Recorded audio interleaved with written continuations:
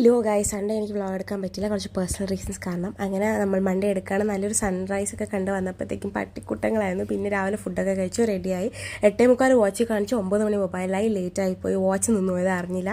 അങ്ങനെ ഓടിച്ചാടിപ്പോയി ക്ലാസ്സൊക്കെ ഇരുന്നു. അങ്ങനെ അവിടെ പ്രയാണയുടെ ഫെസ്റ്റ് കിടക്കുക, ഇംഗ്ലീഷ് ഡിപ്പാർട്ട്മെൻറ്റ് ബുക്ക് ഫെസ്റ്റ്. അങ്ങനെ ഉച്ചയ്ക്ക് പോയി ഫുഡൊക്കെ കഴിച്ചു. ഫുഡ് കഴിച്ച് തിരിച്ചു വന്ന ക്ലാസ് കഴിഞ്ഞപ്പോഴത്തേക്കും പെട്ടെന്ന് 5 ദിവസത്തേക്ക് അവധി പ്രഖ്യാപിച്ചു. അപ്പോഴത്തേക്കും എനിക്ക് തീരെ വയ്യാണ്ടായി, തൊണ്ട വേദനയൊക്കെ ആയിരുന്നു കേട്ടോ.